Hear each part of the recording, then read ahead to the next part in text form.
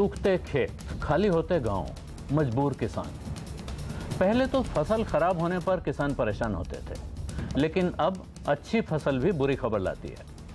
उत्तर प्रदेश के बाद अब महाराष्ट्र में भी किसानों का कर्ज माफ करने का ऐलान हो गया है।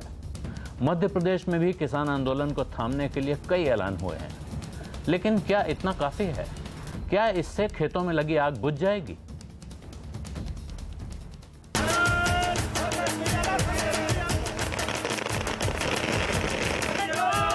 लंबे समय के बाद किसानों के खुश होने की तस्वीरें दिख रही हैं। महाराष्ट्र और मध्य प्रदेश दोनों राज्यों ने किसानों के लिए बड़े ऐलान किए हैं। महाराष्ट्र में सभी किसानों की कर्ज माफी का ऐलान हुआ है, लेकिन कर्ज माफी के ऐलान के 24 घंटे भी नहीं बीते थे कि बीजेपी और शिवसेना में कर्ज माफी का क्रेडिट लेने के लिए पोस्टरबाजी शुरू हो गई। तो कांग्रेस भी क्यों पीछे रहती? कांग्रेस और अन्य विपक्ष दलों ने राज्य में जो संघर्ष यात्रा निकाली, इसका ये परिणाम है कि राज्य में सरकार को ये करना, बहुत सरकार पे प्रेशर दबाव आया, उसके कारण सरकार को ये करना पड़ा। मध्य प्रदेश और महाराष्ट्र में भले ही किसान आंदोलन की आग ठंडी होती दिख रही हो, लेकिन अब दूसरे मोर्चे खुल रहे हैं और अब बारी है उन राज्यों की जहां बीजेपी की सरकार नहीं है। पंजाब और कर्नाटक में किसानों का विरोध प्रदर्शन शुरू हो गया है। पंजाब में अकाली दल और बीजेपी ने कर्ज माफी की मांग को लेकर प्रदर्शन किया है। यही नहीं, बिहार में भी किसानों के मुद्दे पर राजनीति तेज हो गई है। अकेले कर्ज माफी कोई समस्या नहीं, उत्पादन का दाम उपयुक्त नहीं मिल पा रहा है, ये है बुनियादी समस्या। आज सरकार राज सहायता देती है और शून्य ब्याज दर पर किसानों को ऋण मिलता है। बिहार में ऐसा क्यों नहीं हो रहा है, ये बताना होगा। गांधी की तरह बोलने से काम नहीं चलेगा। बीजेपी ने कांग्रेस पर आरोप लगाया था कि वो मध्य प्रदेश और महाराष्ट्र में किसानों को उकसा रही है। तो अब बीजेपी पंजाब, बिहार और कर्नाटक में किसानों का कर्ज माफ करने के लिए राज्य सरकारों पर दबाव डाल रही है। सवाल ये है कि क्या किसानों की कर्ज माफी के नाम पर राजनीति हो रही है? क्या किसान राजनीतिक दलों के लिए वोट बैंक से ज्यादा कुछ नहीं है? इसी पर चर्चा है आज आवाज अड्डा में, और आज हम आपको भी इसमें शामिल कर रहे हैं। हम आपसे पूछ रहे हैं कि क्या कर्ज माफी के नाम पर राजनीति हो रही है? आप हमारे ट्विटर हैंडल @CNBC_आवाज पर जाकर अपनी राय दे सकते हैं। साथ ही आप 51818 पर SMS करके भी अपनी राय दे सकते हैं। आवाज अड्डा पर आज की चर्चा में हमारे साथ हैं भारतीय जनता पार्टी किसान मोर्चा के उपाध्यक्ष नरेश सिरोही, जनता दल यूनाइटेड के महासचिव पुराने किसान नेता KC त्यागी, कांग्रेस के प्रवक्ता चरण सिंह सापरा, भारतीय किसान यूनियन के सचिव पवन खटाना भी हमारे साथ हैं, और इसके अलावा हमारे साथ हैं वरिष्ठ पत्रकार रामकृपाल सिंह। साथ ही महाराष्ट्र के अचलपुर से निर्दलीय विधायक और किसान नेता बच्चू कडू से भी हम बातचीत करेंगे। शुरुआती टिप्पणी के लिए आप सबको मालूम है 90 सेकंड का समय होता है। आपसे आग्रह है कि आप इस 90 सेकंड में ये बात खत्म करने की कोशिश करें, और इसके बाद हम आगे बढ़ाएंगे बात। तब एक दूसरे की बात काटने के लिए आप लोग इशारा कर देंगे, और एक दूसरे के ऊपर न बोलेंगे तो अच्छा रहेगा, तो बात थोड़ी साफ हो पाएगी। त्यागी जी, सबसे पहले मैं आपके पास आना चाहता हूं। आप अभी जनता दल यूनाइटेड से जुड़े हैं, लेकिन आपने भारत के सबसे बड़े किसान नेता चौधरी चरण सिंह के साथ काम किया है, और चौधरी साहब कहा करते थे कि किसान को कर्ज नहीं, बाजार दो। अभी जिस अंदाज में चल रहा है, ये पहली बार नहीं हुआ है, इससे पहले 2-3 बार हो चुका है, बड़े बड़े कर्ज माफ किए जा चुके हैं। इसके बाद फिर कुछ साल बाद हालात वहीं पहुंच जाते हैं। तो ये कर्ज माफी की राजनीति कब तक चलती रहेगी और कैसे रुकेगी? देखिए आलोक जी, ये कोई 2-3 साल की समस्या नहीं है। मैं पार्टी के रुख से भी अलग हट करके बात कहने का प्रयास करूंगा। आज़ादी के बाद से लेकर के अब तक किसानों के विकास के लिए जो समग्र नीति बननी चाहिए थी, वो कभी बनी नहीं। आपको आश्चर्य होगा, 1965 में पहली बार किसानों को फसल के दाम के लिए उस समय कृषि मूल्य आयोग होता था, उसका गठन हुआ था। उससे पहले जो मनी लेंडर थे वो खेत में जाते थे, फसल उठाते थे और चले आते थे। दाम की बात ही छोड़ दीजिए। उससे पहले FCI भी नहीं थी, सेंट्रल वेयर हाउसिंग कॉरपोरेशन भी नहीं था। धीरे धीरे किसानों के आंदोलन हुए और चौधरी चरण सिंह के राष्ट्रीय स्तर पर मुख्य धारा की राजनीति का हिस्सा बनने के बाद चौधरी देवीलाल जी, कुंभाराम जी, काफी अन्य नेता इन सारे सवालों को, प्रकाश सिंह बादल जी प्रमुखता के साथ उठाने लगे। और जनता पार्टी के विभाजन के पीछे भी जनता पार्टी के नेताओं के द्वारा प्रो फार्मर नीतियों का ना होना भी एक कारण था। 80 के दशक के बाद ये संकट और बढ़ा और कोई भी पार्टी, कोई भी नेतृत्व उस तरह का नहीं था जो इन सवालों को उस तरीके से प्रखरता के साथ उठाए। इसलिए कांग्रेस की सरकार के दौरान स्वामीनाथन आयोग ने रिपोर्ट दी, बीजेपी की सरकार में ये बनाया गया, लेकिन आज तक उस पर कोई अमल नहीं हुआ। मैं सारे सवालों का एक जवाब देना चाहता हूं कि किसानों की जो एमएसपी है उसको नियम, सिद्धांत और कानून बना करके सुनिश्चित कीजिए। यद्यपि मैं मानता हूं कि फसलों के दाम तय करने की प्रक्रिया दोषपूर्ण है और उससे किसानों का कोई भला होने वाला नहीं है। कर्जा माफी कैंसर के, सिरदर्द के मरीज को एनासिन की गोली देने जैसा है, उससे कुछ नहीं होता है। आप ऐसी व्यवस्था बनाइए कि किसान को कर्ज लेने की आवश्यकता ही ना पड़े। जी, चरण सिंह सापरा जी, इस वक्त जो आंदोलन अभी हाल में हुए उनमें ये आरोप लगाया जा रहा है बार बार कि कांग्रेस पार्टी ने आंदोलनों को भड़काने की कोशिश की, किसानों के गुस्से का राजनीतिक लाभ उठाने की कोशिश की। और मैं नहीं मानता हूं कि इसमें कोई गलती है। एक विपक्षी दल है, अगर उसको कोई मुद्दा मिलता है तो वो उसको आगे बढ़ाएगा, इसमें कोई खराब बात नहीं है। हिंसा की बातें अगर हैं तो वो सही गलत जिसके खिलाफ हैं उन पर कार्रवाई होगी। लेकिन कांग्रेस पार्टी सबसे लंबे समय तक भारत में शासन में रही है, उसके बावजूद, और यह कर्ज माफी की व्यवस्था भी आपके समय में ही शुरू हुई थी, ऐसा क्यों हो रहा है कि किसान को बार बार यह कर्ज माफी की मांग करनी पड़ती है और उसका कोई परमानेंट सॉल्यूशन आज तक नहीं हो पाया है? और आगे भी अगर आप लोगों की सरकार आ जाती है तो कोई परमानेंट सॉल्यूशन लाने की हालत में हैं आप?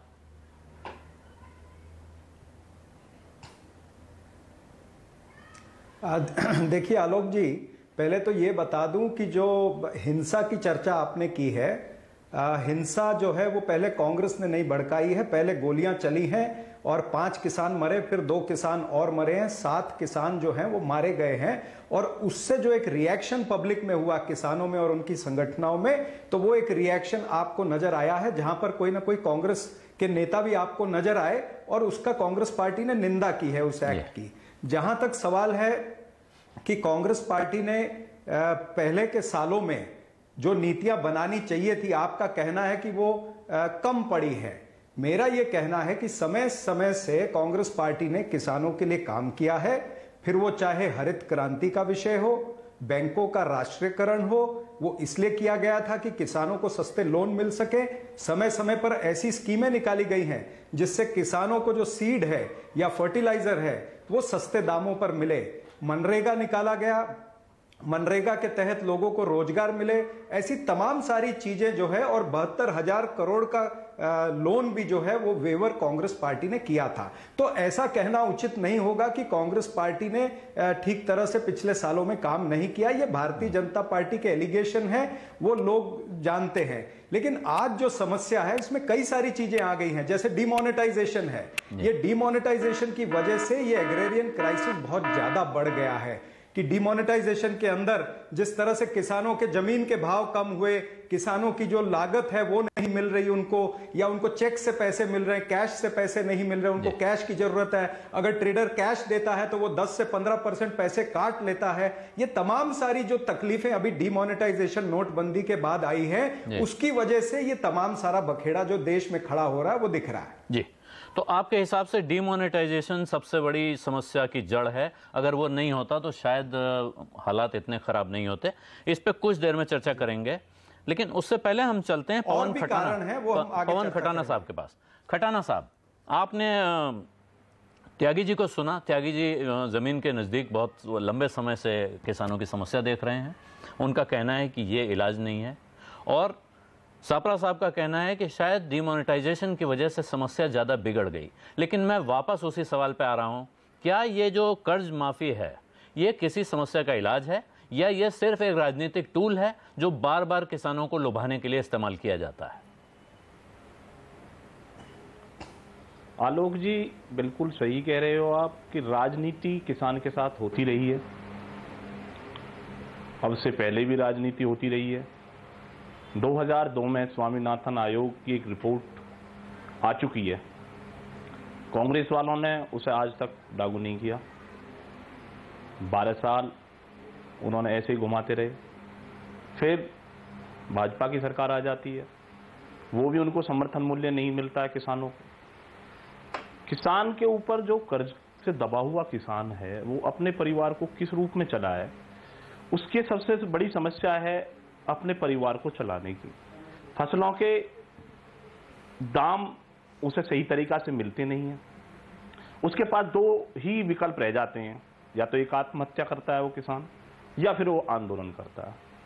आंदोलन किसान करता है तो उसमें भी कहीं ना कहीं ये राजनीतिक पार्टियां अपना रोल अदा करके और किसान को भ्रमित करने की कोशिश करती हैं। जैसे कि मध्य प्रदेश में हुआ, वहां पर भाजपा की सरकार ने अपने किसी संघ को, अपने किसी किसान को बुला करके कि हमारी वार्ता हो चुकी है और हमने ये मामला सॉर्ट आउट कर दिया है। आज तक कोई मामला सॉर्ट आउट वहां पर नहीं है। किसान आज भी आंदोलन है। 15 तारीख को हमारी भारतीय किसान यूनियन जंतर मंतर पर महापंचायत कर रही है। पूरा देश कर्ज में डूबा हुआ है, किसान आंदोलनरत है, रोड पर है। किसान करे क्या?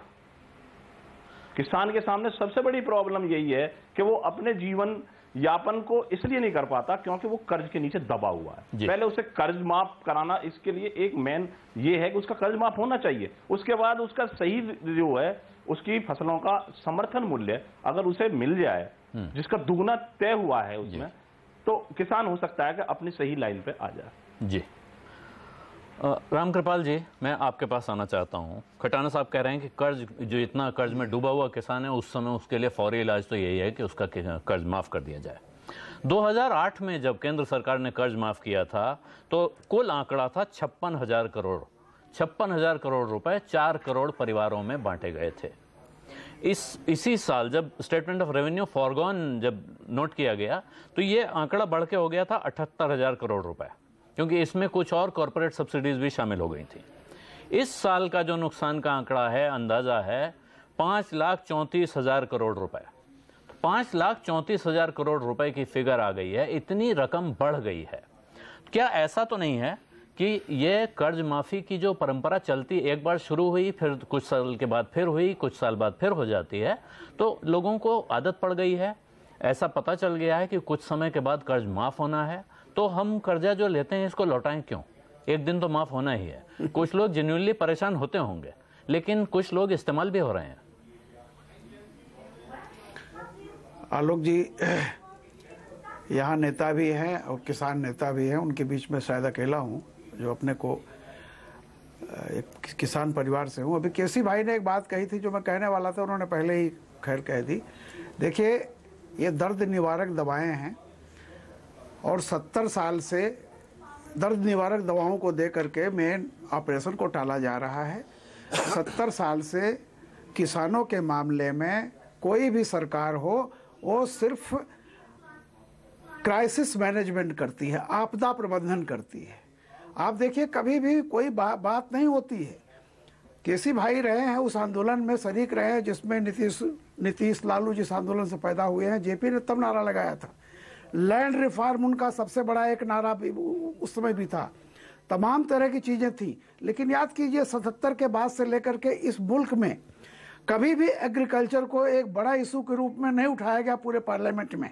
उसके बाद पृथकतावादी आंदोलन हुए, फिर तमाम तरह के आंदोलन होते रहे, हमेशा एक दूसरी तरफ डिबेट चली गई। मैं सिंपल एक बात कहता हूँ, ये जो कर्ज माफी की ये एक तरह से आसान तरीका सरकारों को भी लगता है कि चलो इंडस्ट्रीज इतना पैसे लेके भाग रहा है, किसानों पे दे देंगे, क्या है, हमें वोट तो मिल जाएगा, आगे देखा जाएगा। यही सब सरकारें करती रही हैं। आलोक जी, ये कर्ज माफी से और बुरा हाल हो रहा है, क्योंकि हकीकत ये हो गई है कि किसान को जब तक उसकी उत्पादकता का और वो आप लाभ दे भी नहीं सकते हैं। देखिए, आज जो डेटा आया है 2.25% इन्फ्लेशन है। इतना खुशी हो रही है कि कोई भी जींस का दाम बिल्कुल नहीं बढ़ा है, सब कुछ गिर रहा है सिवाय मिल्क के। मैं आपको बताऊं, हकीकत यह है कि किसान को आप कर्जा माफ कर देंगे, अगले साल फिर इतना ही कर्जा हो जाएगा। लोग डरते हैं, मार्जिनल फार्मर हो गए हैं। मेरे गांव में सब लोग लगान देते थे, आज कोई लगान नहीं देता। 1 एकड़ 1.5 एकड़ के हैं। 1 एकड़ की फार्मिंग को कैसे उत्पादक आप बनाओगे, इसका कोई जरिया सरकार जानती है कि इस पर कोई विचार करने को तैयार नहीं है। वरना मैं एक बार आपसे कह चुका हूं, बस एक लाइन और कहूंगा, आलपिन से लेके एरोप्लेन तक कोई भी चीज अपनी लागत से कम पे नहीं बिकती है। एक्सेप्शन छोड़ दीजिए, कई बार छोटे मोटे होंगे, लेकिन खेती का कोई भी माल ऐसा नहीं है जब उसकी पैदावार बढ़ती है, उत्पादन लागत नहीं मिलती है। इस देश में क्यों नहीं ये सोचा गया कि ठीक है कृषि राज्यों का सब्जेक्ट है, लेकिन बहुत सारे राज्यों के सब्जेक्ट होते हैं। लैंड पर बात आप करने लगे, लैंड होलिंग, ये लैंड एक्विजिशन बिल की बात होने लगी, लैंड भी तो सब्जेक्ट है। लेकिन किसानों की इस बात पर जो केसी भाई कह रहे थे, समग्र नीति अपनाओ, कम से कम जो आदमी पैदा करता है उसकी लागत से कम पैसा तो न मिले। ये जब तक नहीं होगा आलोक जी, और जब तक 20 लोग 1 बीघे खेत पर पड़े रहेंगे, जब तक वैकल्पिक रोजगार आप नहीं देंगे, आप कितना भी कर्ज माफ कर दें, किसान इसी तरह से चिल्लाता रहेगा। जब जब वोट का मौका आएगा तब तब माफ करेंगे आप, वोट एक बार ले जाएंगे, लेकिन किसान की हालत में कोई बदलाव नहीं होना, तो वापस हालत वहीं पहुंच जाएंगे। जी सिरोही साहब, अब मैं आपके पास आना चाहता हूं। एक आंकड़ा पीछे मैंने जो दिया 5,34,000 करोड़ का, वो प्रोड्यूसर ने मुझे बताया है कि सितंबर 16 तक ही जो कर्ज की रकम है वो 12 लाख करोड़ रुपए को क्रॉस कर गई है। तो वो आंकड़ा मेरा गलत था। 12 लाख करोड़ से ज्यादा की रकम हो चुकी है देश में किसानों के कर्ज की। 12,60,000 जी 12,60,000 करोड़ रुपए की रकम है। तो ये रकम पिछली बार के हिसाब से देखिए तो कई गुना है। और अभी जो नया सवाल उठ रहा है कि अब तक ऐसा होता था कि जिन इलाकों में कम कमाई वाली फसल होती हैं, जहां सिंचाई की सुविधाएं नहीं हैं, जहां परेशानियां होती हैं, वहां आंदोलन होते थे। इस बार आंदोलन वहां हुए हैं जहां अच्छी फसल, महंगी कैश क्रॉप होती हैं, जहां के किसान कंपैरेटिवली समृद्ध लोग हैं। और इसके साथ जुड़ी दूसरी बात है कि अब किसान आंदोलन करता है जब फसल अच्छी होती है। ज़्यादा बर्बादी अब तब होने लगी है जब क्रॉप अच्छी होती है। 3 चीज़ों की अभी जो आंकड़े आए हैं उसमें 3 ऐसे आइटम हैं, आलू, प्याज और टमाटर, जो अंडर 5 रुपए किलो एक साथ गर्मी, पीक गर्मी में 5 रुपए किलो से नीचे की रकम के भाव पर बिक रहे हैं। ऐसा पिछले कई सालों में नहीं हुआ है। कभी एक कभी दूसरा होता था, ये 3 एक साथ। ऐसी 4-5 और फसलें हैं जिनका उदाहरण है, अंगूर की फसल बहुत खराब भाव पे बिकी है, सोयाबीन के भाव खराब हैं, अरहर की दाल का हाल खराब है। ऐसे में एक समग्र नीति की जो बात हो रही है, किसान को उसकी फसल का दाम मिले ये ज़्यादा ज़रूरी है, या किसान के कर्ज को एक बार माफ़ कर दिया जाए और हालात वैसे ही रहें। जो केसी त्यागी जी और जो रामकृपाल जी ने कहा कि अगर किसान की खेती को लाभदायक बना दिया जाएगा तो उसे कर्ज माफ़ कराने की ज़रूरत क्यों पड़ेगी। उस दिशा में आप, क्योंकि किसान नेता भी हैं और इस वक्त आप भारतीय जनता पार्टी के प्रतिनिधि भी हैं, तो मैं इसलिए आपसे दोनों तरह से चाहता हूं कि आप इसका जवाब दें। देखिए आलोक जी, जो केसी भाई साहब ने कहा वो बिल्कुल ठीक कहा।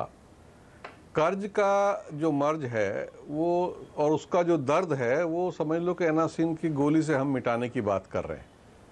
सबसे पहले तो मैं महाराष्ट्र के जो हमारे मुख्यमंत्री हैं उनका आभार व्यक्त करना चाहूँगा कि उन्होंने किसानों को समय पे बुलाया और कर्ज माफ़ी की जो बात है वो की और उसको वादा किया है उन्होंने, और वो अक्टूबर तक या ये जुलाई तक उस पर काम करेंगे, हिसाब किताब सारा जोड़ेंगे।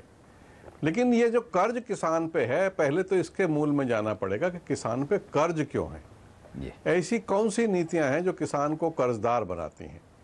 मैं एक छोटे से उदाहरण से आपको बताता हूं। इस बार जो गेहूं की पैदावार है वो 9 करोड़ 70 लाख टन है। सरकार के जो गोदाम है, सरकार ज़्यादा से ज़्यादा जो खरीद करेगी वो 3 करोड़ 30 लाख टन करेगी। 6 करोड़ 40 लाख टन गेहूं अभी खुले बाजार में जाएगा। वो एवरेज में कहीं 1000 है, कहीं 1100 है, कहीं 1200 है, कहीं 1300 है, 1400 है। तो अगर उसको एवरेज भी मान लें तो 1200 से एवरेज आएगा। 4000 टन, 4000 रुपये प्रति टन किसान को नुकसान है। 6 करोड़ 40 लाख टन पे कितना नुकसान किसान को बैठेगा? लगभग 26,000 करोड़ है। बहुत लोगों को दर्द है कि किसान का कर्ज क्यों माफ हो रहा है। वो कर्ज माफ नहीं हो रहा है, वो किसान की जो टोटल फसलें हैं, चाहे धान की है, चाहे वो तिलहन में है, दलहन में है, 28 करोड़ टन फल और सब्जी होता है। उसको मुश्किल से 20% जो कीमत है वो मिल पाती है उपभोक्ता के मुकाबले, और कई बार तो उसकी लागत भी वापस नहीं आती, बीज भी वापस नहीं आता।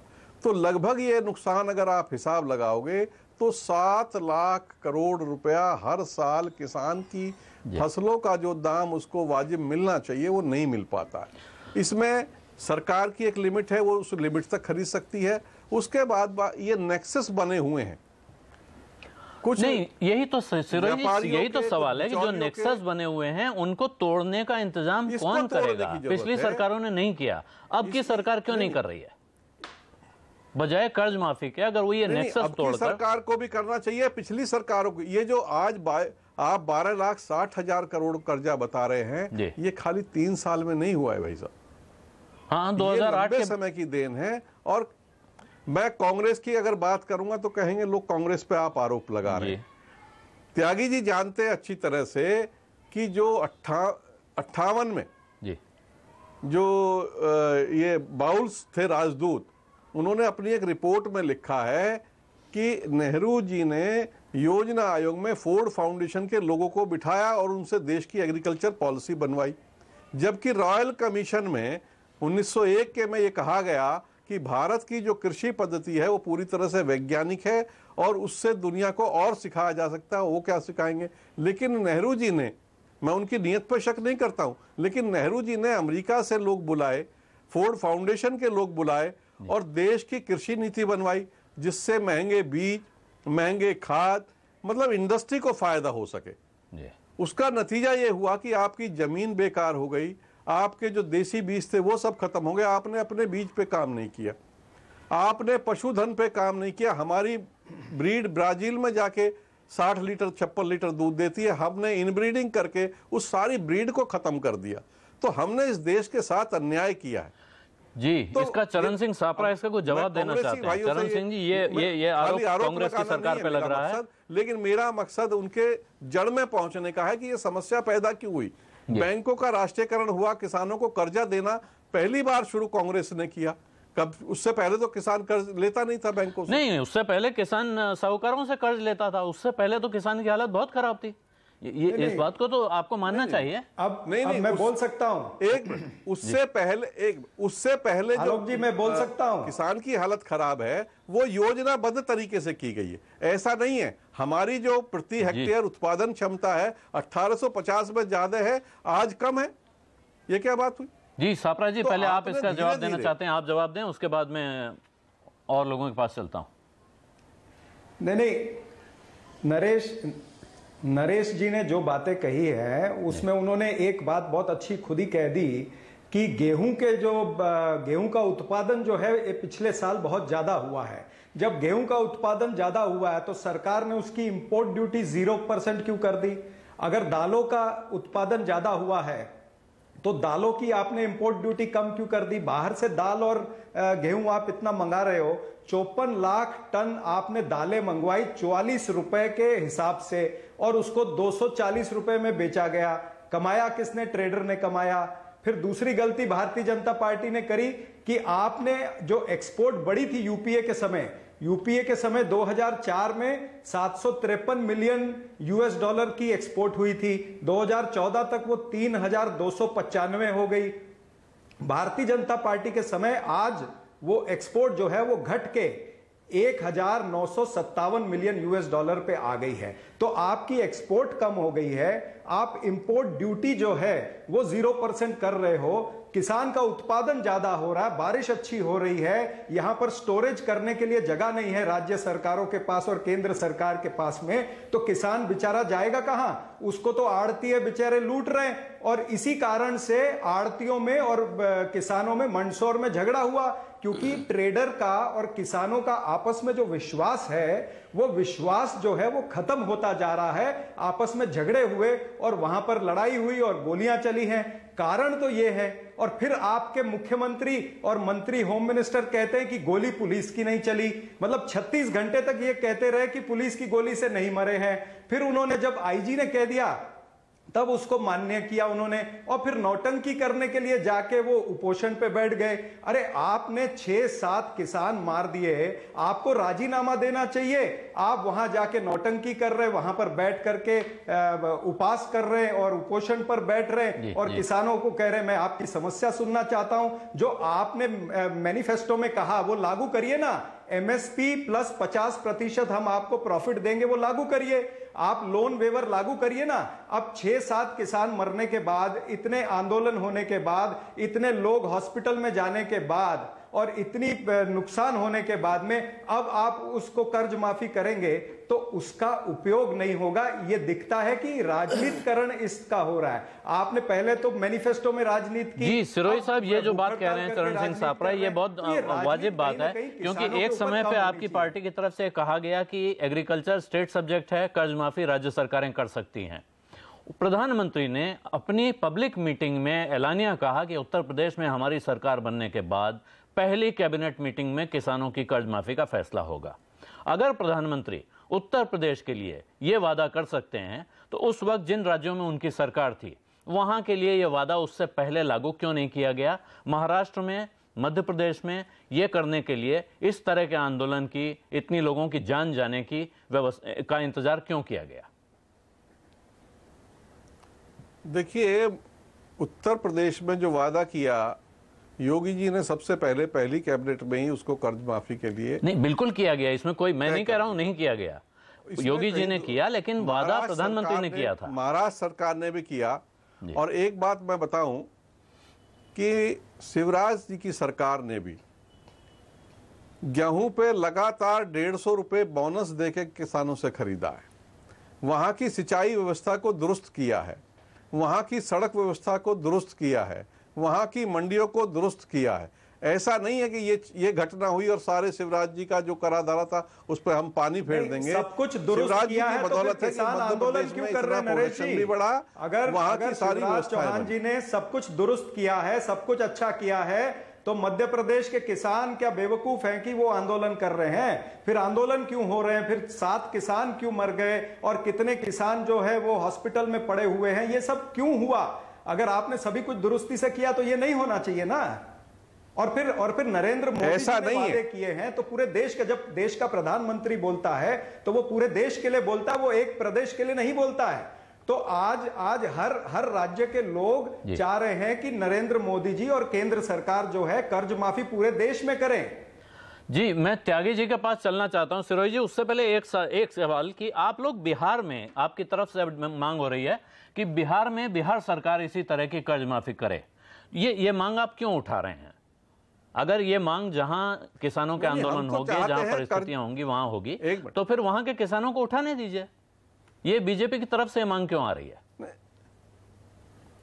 नहीं, वहां किसान भी उठा रहे हैं इस बात को, और पूरे देश का किसान उठा रहा है। अभी जो 62 संगठनों की बैठक हुई थी दिल्ली, उसमें बिहार के भी लोग थे, देश भर के लोग थे, तमिलनाडु के भी लोग थे, केरला के भी थे, कर्नाटका के भी थे। तो अभी सारे देश के लोगों की ये मांग है कि किसानों पे जो ऋण है वो सरकार की नीतियों के कारण है, इसलिए किसान को कर्ज मुक्त किया जाना चाहिए। ये सबकी मांग है। तो क्या आप इस मांग को मानते हैं कि देश के सभी हिस्सों में इस वक्त किसानों पे जो ऋण है उन्हें माफ कर दिया जाना चाहिए?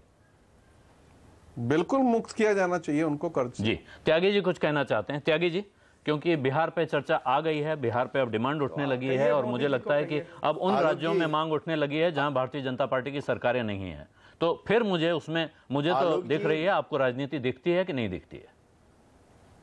आलोक जी, बिहार में एक भी किसान ने आज तक आत्महत्या नहीं की है। बिहार गरीब प्रदेश है, लेकिन वहाँ के किसानों ने सरकारी संस्थानों से कोई कर्जा ऊंचे पैमाने पर नहीं लिया है, जिसकी वजह से किसान के अंदर आत्महत्या की भावना पैदा हो। ये राजनीतिक कारणों से की गई मांग है। मैं इसमें कांग्रेस और बीजेपी वाला नहीं करना चाहता, मैं मूल सवाल पे आना चाहता हूँ। अभी सिरोही जी, जो प्रस्तावित है CAPP का फॉर्मूला, उसके तहत अरहर के दाम 7.9, मूंग के दाम 7.6, कॉटन के दाम 4.15 और धान के 5.6% बढ़े चुके। किसान चैनल के जरिए आप भी इन सवालों को प्रखरता के साथ उठाते रहे हो। तो जो 50% वाला है वो तो इससे भी गायब है। और दूसरा मैं ये एक और सवाल उठाना चाहता हूं, जो आपने कहा कि आमदनी 2 गुनी हो जाएगी, प्रधानमंत्री ने कहा है किसान की लागत मूल्य में कमी होगी नहीं, किसान को एमएसपी मिलेगी नहीं, किसान के रोजमर्रा के इस्तेमाल की चीजों के मुनाफे बढ़ेंगे। अभी एक ताजा आंकड़ा मेरे पास है जो बहुत रोचक है, और वो है कि 1990 से लेकर के 1970 से लेकर 2015 के बीच में, मुझे थोड़ा सा समय आलोक जी दिया जाए क्योंकि ये सभी के मतलब का है, गेहूं के दाम सिर्फ 19 गुना बढ़े हैं 1970 से 2015 के बीच में। सरकारी कर्मचारियों की तनख्वाह 120 से लेकर 150 गुना बढ़ी है, कॉलेज टीचर की 170 गुना बढ़ी है, स्कूल टीचर की 320 गुना बढ़ी है, कर्मचारियों के लिए 108 तरह के भत्ते हैं। और मैं बहुत दर्द के साथ कहना चाहता हूं कि जो किसान है वो यूपीए के टाइम में भी सुसाइड कर रहा था, और मैं फिर कष्ट में कह रहा हूं नरेश जी, 40% सुसाइड बढ़े हैं एनडीए की सरकार आने के बाद। सरकार कांग्रेस की हो, ठीक कह रहे थे खटाना जी, सरकार इनकी हो, एक दूसरे पे आरोप प्रत्यारोप करने का नहीं है। और रामकृपाल जी आप संपादक हैं हमारे, मैं आपने भी लिखे हैं, और फिर मैं आपसे कहना चाहता हूं लिखें आप, WTO का मेंबर है भारत, WTO की शर्तों के मुताबिक थर्ड वर्ल्ड कंट्रीज के लोग 10% से ज्यादा की एमएसपी बढ़ा ही नहीं सकते। WTO ने तय कर दिया गरीब मुल्कों के लिए जिनके संसाधनों से आप अपनी राजनीति और अर्थनीति चलाते हो। और जो आप कह रहे थे मध्य प्रदेश का, वो मध्य प्रदेश का नहीं था सिरोही जी, मध्य प्रदेश छत्तीसगढ़ ने बेपनाह गेहूं चावल पैदा किए, पंजाब हरियाणा पहले से करता रहा, इधर बिहार में और झारखंड में भी गेहूं चावल बहुत पैदा हुआ है। आपकी जानकारी के लिए, लोकसभा चुनाव में आपकी पार्टी की विजय के बाद जो 200 रुपए पर क्विंटल के हिसाब से धान पर और चावल पर जो प्रोत्साहन राशि देते थे राज्य, केंद्र सरकार का सर्कुलर मेरे पास में दिखाऊंगा आपको, जिसमें मनाही कर दी गई है कि एफसीआई जो है वो अतिरिक्त नहीं उठाएगा अगर आपने 200 रुपए पर क्विंटल दिए। इसलिए किसानों के प्रति जो सरकारी दलों के रुझान हैं वो उतने उत्साहवर्धक नहीं है जितने इंडस्ट्री के लिए हैं या कॉरपोरेट के लिए। उसके लिए जमीन भी है, उसके लिए सस्ते ऋण भी हैं। 4 लाख करोड़ रुपए का ऋण सफरा जी की जमाने की जो सरकार थी वो टेलीफोन कंपनियों पे इन्होंने माफ किया, तो क्यों नहीं किसानों का हो सकता? जी, ये जो त्यागी जी कह रहे हैं और इसमें कुछ बहुत गंभीर सवाल हैं, उस पर आऊंगा। उससे पहले पवन खटाना जी कुछ कहना चाहते हैं। खटाना जी आप अपनी बात रख लें तो उसके बाद हम चर्चा को आगे बढ़ाएं। आलोक जी, मेरा जो सवाल है वो भाजपा से जो बैठे हुए हैं उपाध्यक्ष जी उनसे भी है जी, और जो कांग्रेस के प्रवक्ता जी हैं उनसे भी है कि आज तक जो ये राजनीति होती रही है मध्य प्रदेश में 12-13 साल से शिवराज सिंह चौहान जी की सरकार है, वहां पर कांग्रेस के बड़े नेता हैं कमलनाथ जी, उनको 12 रुपए मीटर में जमीन को खरीद करके शिवराज चौहान सरकार जबरदस्ती किसानों पर लाठियां चार्ज कर करके उसे इनको दे देती है। इनकी आपस में इतनी बड़ी साठगांठ है जिसको किसान को समझने की जरूरत है। ये होता क्या है कि उत्तर प्रदेश हो, मध्य प्रदेश हो, बिहार हो, पंजाब हो, कहीं भी चले जाओ, इन्होंने एक नियम बना लिया है कि जब चुनाव नजदीक आए तब कोई ऐसा दंगा बना करके कि जिसका हम भुनाना चाहें उस दंगे को, किसान की लाशों पर ये राजनीति करना चाहते हैं। जो किसान शहीद हुए हैं उस पर राजनीति कर रहे हैं ये लोग। ये अभी भी इस चीज पर नहीं पहुंचे हैं कि हमें किसान को देना क्या है। किसान अगर कर्ज माफ से दबा ही कर्ज के ऊपर दबा ही रहेगा कर्ज पर, तो वो करेगा क्या आखिर?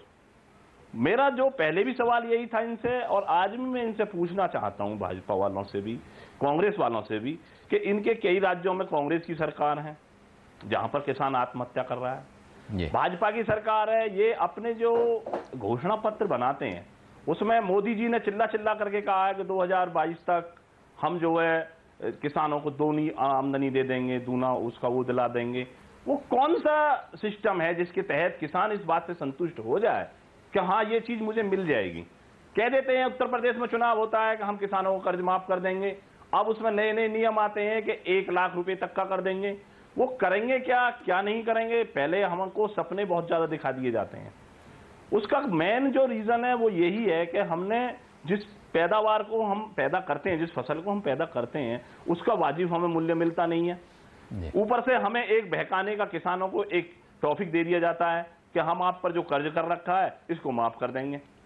किसान 1 मिनट में बहक जाता है इनकी बातों से, और ये उसका गलत खामियाजा उठा करके किसानों के साथ में अत्याचार करते हैं। जी सिरोही जी, मैं इसका जवाब लेने के लिए आपके पास आऊंगा। उससे पहले मैं चरण सिंह सापरा आपसे पूछना चाहता हूं, जो त्यागी जी ने जो आंकड़े दिए वो बहुत गंभीर आंकड़े हैं कि 70 से 2015 तक जहां गेहूं का दाम 19 गुना बढ़ा है, वहां सरकारी कर्मचारियों की तनख्वाह 120 से 150 गुना, कॉलेज टीचरों की तनख्वाह 170 गुना और स्कूल टीचरों की तनख्वाह 300 गुना तक बढ़ गई हैं।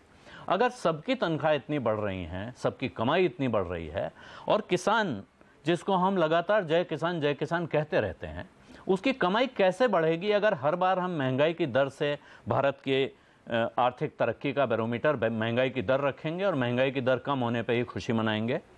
और जब फसलें सस्ती होती हैं तब भी, अभी जब हम कह रहे हैं कि प्याज और आलू खराब हो रहे हैं, उस वक्त भी रिटेल में प्याज और आलू का दाम नहीं गिर रहा है उतना जितना गिरना चाहिए, और सब्जी का दाम कभी गिरते हुए आप लोग आमतौर पर नहीं देखते हैं। इसके बावजूद किसान को उसकी कीमत नहीं मिलती है।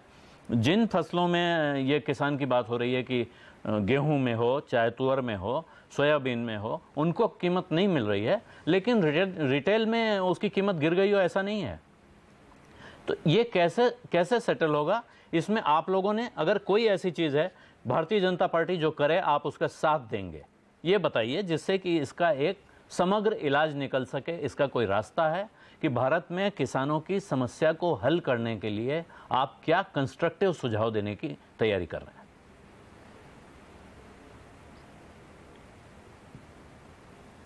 देखिए, ऐसा है कि कांग्रेस पार्टी ने समय समय पर कुछ न कुछ योजनाएं बनाई हैं जिससे उत्पादन भी बढ़े और किसानों को मूल्य भी ठीक ठाक मिले, उनको भी प्रॉफिट हो। इतने सालों में आपने जो आंकड़े अभी गिनाए हैं, तो आप ये भी आंकड़ा ध्यान रखिए कि किसानों की जमीन की कीमत 1970 से लेकर आज तक कितने गुना बढ़ी है, वो भी आप ध्यान में रखें, जिसका क्रेडिट जो है वो कांग्रेस की सरकारों को जाता है। ये ख्याल रखने पे सापरा साहब, जमीन की कीमत बढ़ने पर सिर्फ फसल की लागत बढ़ेगी अगर आप जमीन की कीमत का हिसाब लगाएंगे। दूसरी बात, मैं जिस जमीन पर खेती करता हूं उसकी कीमत कितनी बढ़ गई, इससे मुझे कुछ मिलता नहीं है, वो खेत बेचने पर मुझे मिलेगा। तो ऐसी कीमत किस काम की जिसमें किसान खेत बेचे और तब उसकी कमाई हो? नहीं, देखिए लॉजिक है भाई। देखिए, कीमत किस काम की ये आप नहीं कह सकते। ये जो कीमत है ना, ये फिक्स डिपॉजिट होता है। जैसे लोग बैंकों में अपने पैसे एफडी में रखते हैं, उसी तरह से ये एक फिक्स डिपॉजिट होता है। एक किसान को मन में आश्वासन होता है कि हाँ, मेरी जमीन की कीमत कांग्रेस पार्टी का क्या योगदान बढ़ चुकी है इतने सालों में। जहां तक आज का मसला है, आप एक मिनट मुझे बोलने दीजिए, फिर आप बोलिए कि आज की जो वर्तमान परिस्थिति है, वर्तमान परिस्थिति में कांग्रेस पार्टी भारतीय जनता पार्टी के साथ बिल्कुल बैठने के लिए तैयार है, लेकिन सत्ताधारी पार्टी कभी विपक्ष को पूछता ही नहीं है, चाहे वो किसानों का मसला हो, चाहे वो पाकिस्तान पॉलिसी का मुद्दा हो। कभी भी आज तक नरेंद्र मोदी की सरकार ने विपक्ष के साथ या डॉक्टर मनमोहन सिंह जी या पुरानी जो टीम थी उसके साथ बैठ के कभी चर्चा नहीं की है। आज अगर करने को ये तैयार होंगे तो कांग्रेस पार्टी निश्चित रूप से अपने एक्सपीरियंस के जरिए से इनको बताना चाहेगी कि किस तरह से हम किसानों की मसले जो हैं वो आने वाले समय में पूरी तरह हल करें। आपकी बात सही है, और आज जो चर्चा है बहुत सकारात्मक चर्चा हो रही है कि किसानों, चरण सिंह जी को एक्सपीरियंस बहुत है, इनको सापरा जी को, क्योंकि इन्होंने 60 साल राजनीति करी है, बार लोन वेवर किसानों के ऊपर कर्ज माफी नहीं करना, उसके बारे में ये सापरा जी कह रहे हैं कि किसान को मिल बांट कर कैसे खाया जाए। किसानों के ऊपर राजनीति करी ये बात नहीं कर रहे, फिर आप दूसरी तरफ जाएंगे तो मैं उस तरह से उत्तर दूंगा। मैं ये कह रहा हूं कि कांग्रेस पार्टी ने कभी भी किसानों का नुकसान नहीं किया है, लेकिन आज भी जरूरत है तो कांग्रेस पार्टी साथ फायदा क्या कर दिया है, एक आध फायदा। सवाल यही है, आखिर जानबूझ के किसानों का नुकसान तो किसी ने नहीं किया होगा। बिल्कुल सबकी नियत पे हमें भरोसा रखना चाहिए, लेकिन जो सवाल खटाना जी पूछ रहे हैं वो पूरा देश जानना चाहता है कि फायदा क्या किया है और किसने किया है। अब हमें एक ब्रेक का समय है, ब्रेक के बाद हम लौटेंगे तो चर्चा करेंगे कि कर्ज माफी के बाद आगे का रास्ता क्या है, देखते रहिए आवाज अड्डा।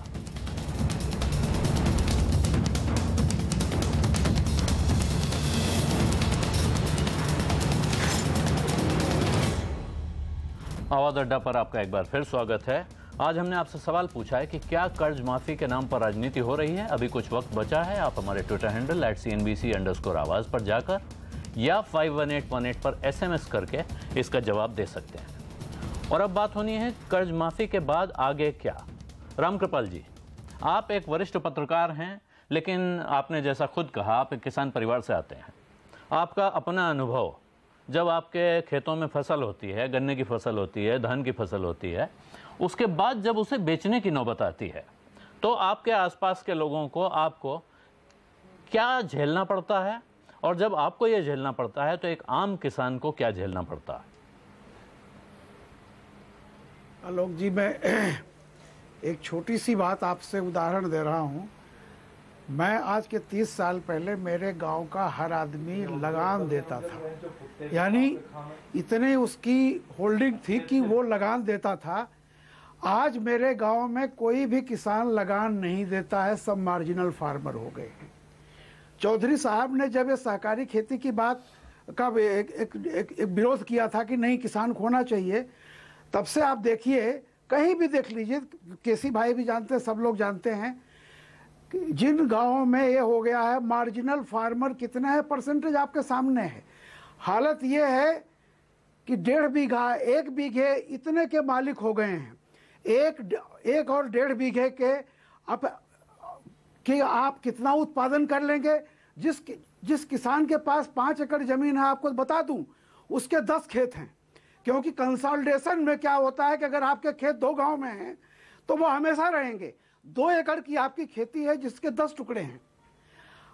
देखिए, कई चीजें हैं जब हम इन सवालों से हमेशा भागते हैं। कंसोलिडेशन कभी लागू नहीं किया गया, कुछ प्रदेशों को छोड़ करके, बता दूं आपको।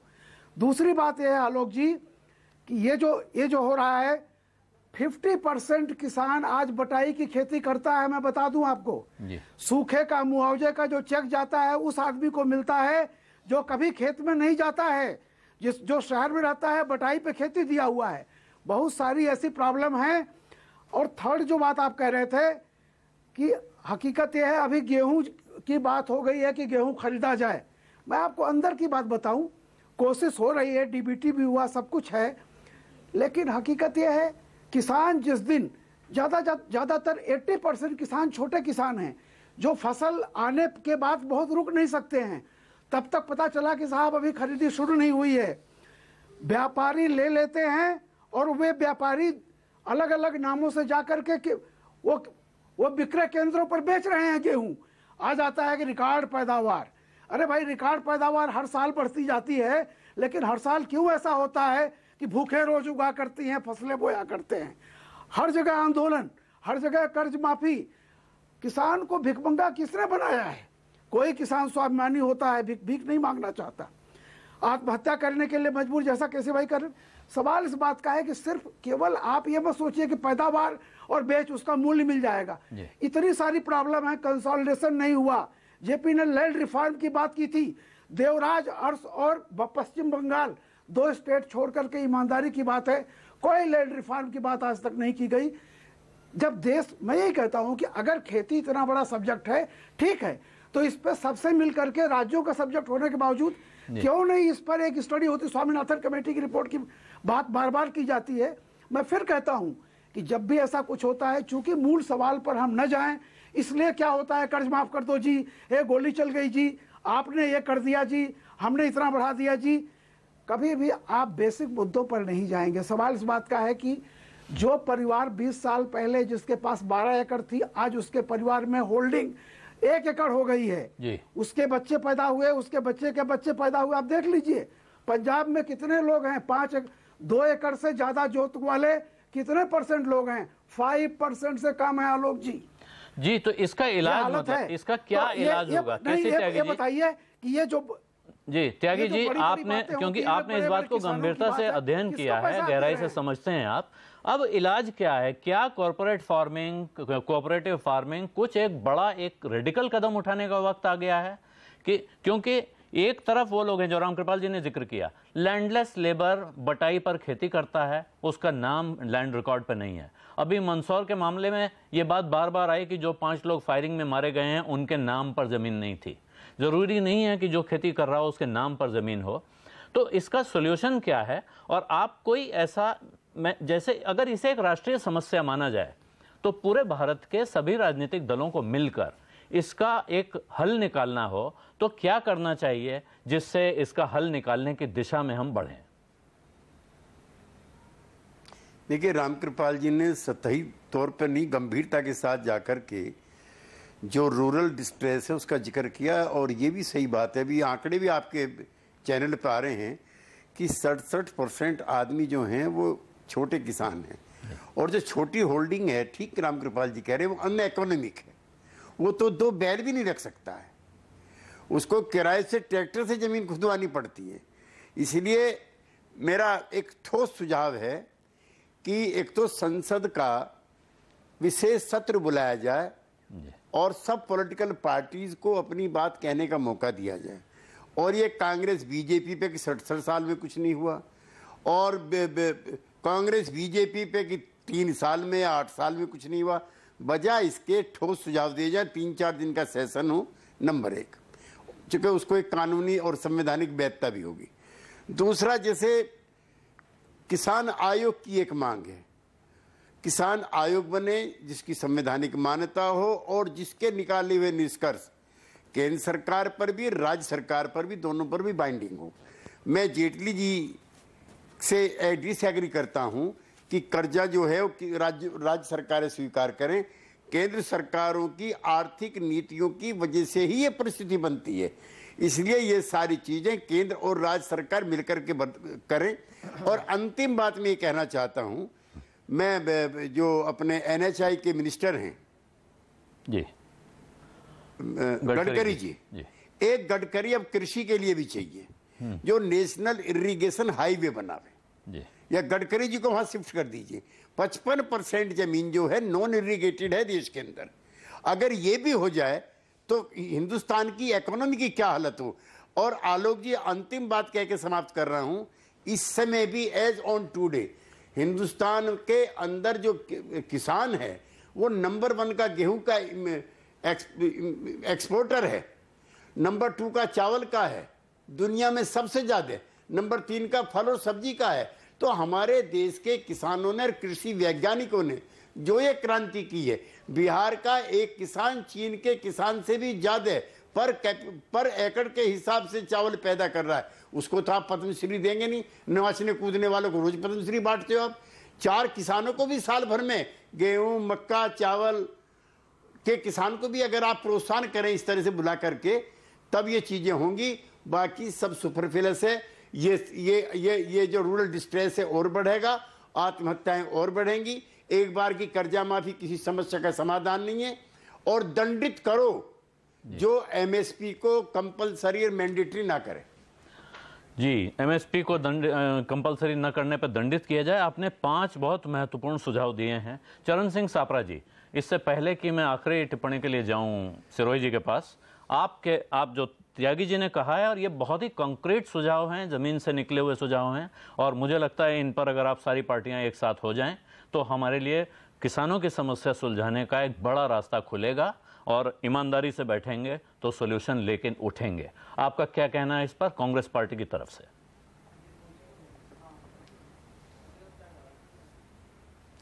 जी, जो त्यागी जी ने बातें कही हैं बहुत ही गंभीर बातें हैं और अच्छी बातें हैं, मैं इससे पूरी तरह से सहमत हूं। लेकिन उतना ही गंभीर जो सत्ताधारी पार्टी है और प्राइम मिनिस्टर है, उनको भी गंभीर होना पड़ेगा। ऐसा नहीं चलेगा कि यहां पर किसान मरते रहें और वहां पर प्रधानमंत्री जो है वो बाकी सब बातों पे ट्वीट करते हैं, बाकी सबसे अक्षय कुमार, प्रियंका चोपड़ा और सचिन तेंदुलकर से फोटो खिंचाते हैं, लेकिन किसानों की बात पर नहीं बोलते हैं। तो उनको भी गंभीर होना पड़ेगा। अगर वो 1 लाख करोड़ और 54,000 करोड़ रुपया अगर वो उद्योगपतियों का माफ कर सकते हैं, तो किसानों का भी, जिस तरह से त्यागी साहब ने कहा कि ये केंद्र सरकार और राज्य सरकारों का मिला जुला एफर्ट होना पड़ेगा। केवल ये कह देना कि राज्य सरकारें करेंगी तो इससे केंद्र सरकार छूट नहीं सकती है। केंद्र सरकार का इन्वॉल्वमेंट रहना पड़ेगा और केंद्र सरकार को भी गंभीर होना पड़ेगा। ऐसा नहीं चलेगा कि यहाँ किसानों की हत्या हो और वहां पर राधा मोहन सिंह योगा करते हो। तो ये सारी बातों से मतलब एक अच्छा मैसेज देश में नहीं जाता है। सरकार को गंभीर होना पड़ेगा। विपक्षी पार्टियां, केसी त्यागी जी की हो, हमारी हो या दूसरी विपक्षी पार्टियां, सभी केंद्र की सत्ताधारी सरकार को मदद करने के लिए तैयार है। जी खटाना जी, आपके इसमें जोड़ने, आप कोई सुझाव जोड़ना चाहें तो बताएं, या आपको लगता है कि त्यागी जी ने जो कहा है अगर उस पर ही सरकार अमल करे और सारी पार्टियां साथ बैठें तो समस्या का हल हो सकता है? सर्वप्रथम मैं मीडिया जितना भी हमारे देश का है, मैं उसकी तरफ उसका एक तरीका से धन्यवाद भी करना चाहूँगा और आगे मैं उससे अनुरोध भी करूँगा कि इस देश के किसान को लेकर के, इस देश के किसान को लेकर के आपको भी थोड़ा सा और थोड़ा रोल अदा करना पड़ेगा। क्योंकि ये जो जितने भी राजनीतिक पार्टियां यहाँ पर बैठी हुई हैं, ये अगर इनके अंदर थोड़ा बहुत भय नाम की कोई चीज है तो मात्र एक मीडिया, और किसी का भय मायने नहीं रहे हैं। अगर मीडिया इनकी कुछ बातों को उठा देता है तो अब ये कुछ जाकर के ये किसी किसान की बात को सुनने के लिए तैयार हो जाते हैं। दूसरा, मेरा इसमें, मैं त्यागी जी की बात से बहुत पूर्ण तरीका से भी सहमत भी हूं, और लेकिन मैं इसमें एक दो सुझाव और जोड़ना चाहूंगा, क्योंकि त्यागी जी हमारे पुराने नेता भी रहे हैं और किसानों से भी जुड़े हुए रहे हैं। मेरा इसमें एक और भी वो है कि जो हमारे किसान संगठन हैं, अच्छे किसान संगठन हैं, पहले सरकार रही है, मैं ये नहीं कहना चाहता कि भाई कौन रहा है प्रधानमंत्री या कौन नहीं रहा है, उन प्रधानमंत्रियों ने भी टिकैत साहब को आमंत्रित किया, उनसे सलाह ली, उत्पादन की जानकारी ली कि हमारे यहाँ पर गेहूं का उत्पादन किस प्रकार बढ़े। खुद महेंद्र सिंह टिकैत साहब जो महात्मा जी हैं, उन्होंने उनको इस बात जी, आपका कहना है कि किसान संगठनों को साथ में बुलाकर इस पर चर्चा होनी चाहिए। अब मेरे पास समय बहुत कम है, इस पर एक बार चर्चा जरूर होनी चाहिए। जी, मैं आपसे आखिरी एक टिप्पणी, बहुत कम समय है, 10 सेकंड का समय दे सकता हूं। जो सुझाव त्यागी जी दे रहे हैं, क्या एक सर्वदलीय बैठक संसद की बुलाकर, इस पर एक विशेष सत्र बुलाकर इस पर चर्चा हो सकती है कि किसान की समस्या का हल कैसे हो? उस सेशन में किसान के अलावा किसी चीज पर चर्चा न हो। मैं इस बात से पूर्णतः सहमत हूं, और हो सकती है अगर सरकार चाहे तो। ऐसा कुछ नहीं है, विपक्ष मजबूत विपक्ष होना चाहिए, विपक्ष की बात को ध्यान दिया जाना चाहिए, विपक्ष को भी किसान के प्रति वहां जाकर के सही बात करनी चाहिए, ना कि राजनीति करनी चाहिए। अब राजनीति का समय नहीं है। हमारा देश, किसान अगर हमारा अच्छा होगा तो हमारा देश अच्छा होगा। सर्वप्रथम किसान को होना पड़ेगा हमारे लिए, क्योंकि हमारा कृषि प्रधान देश है। बोलने से नहीं होगा कि हम किसान नेता हैं। जी सिरोही जी, मैं आपसे इसका एक जवाब चाहता हूं। सिरोही जी, बहुत छोटे में, मेरा बस यही अनुरोध है कि सभी जी, अब क्योंकि समय नहीं बचा है, खटाना साहब माफ कीजिए, मुझे अब सिरोही जी से एक जवाब लेना है। देखिए, जो रामकृपाल जी ने कहा, लैंड वाला मामला कि छोटे छोटे टुकड़े हो गए हैं जी। अभी वर्तमान केंद्र सरकार ने लैंड लीजिंग का एक कानून के लिए प्रस्ताव भेजा हुआ है। जी नहीं, मैं जो पूछ रहा हूँ सिरोही जी, क्योंकि वक्त नहीं है तो छोटे में जवाब देना पड़ेगा। ये जो विशेष सत्र बुलाने का प्रस्ताव है, आप इस पर सहमत हैं? आप इसको आगे बढ़ाएंगे? नहीं, पूरी तरह से सहमत है। और मैं तो कहता हूं 8 दिन का क्या, जब तक किसानों को उनकी लागत का पूरा पैसा और लाभकारी मूल्य नहीं मिलता, उसका पूरा सॉल्यूशन नहीं निकलता, उसके जितने भी आयाम हैं उन पे सब पे चर्चा नहीं होती, वो सत्र उठना ही नहीं चाहिए। वो सर वहीं खाएं पिए बैठे और किसान की समस्या का समाधान करें, तभी देश ऊपर उठेगा। जी सिरोही जी, धन्यवाद इसके लिए। अब मेरे पास वक्त खत्म हो गया है, कार्यक्रम खत्म करना पड़ेगा। अभी जो सवाल हमने ट्विटर पे पूछा तो उसमें 80% लोगों, 88% लोगों का कहना है कि हाँ, कर्ज माफी के नाम पे राजनीति हो रही है। इस कार्यक्रम को खत्म करने से पहले मैं आपको धूमिल की एक कविता की कुछ लाइनें सुनाना चाहता हूं। हरित क्रांति नाम की कविता। इतनी हरियाली के बावजूद अर्जुन को नहीं मालूम उसके गालों की हड्डी क्यों उभर आई है, उसके बाल सफेद क्यों हो गए हैं। लोहे की छोटी सी दुकान में बैठा हुआ आदमी सोना, और इतने बड़े खेत में खड़ा हुआ आदमी मिट्टी क्यों हो गया है। आवाज अड्डा में आज इतना ही। आप सभी मेहमानों का बहुत बहुत शुक्रिया। नमस्कार।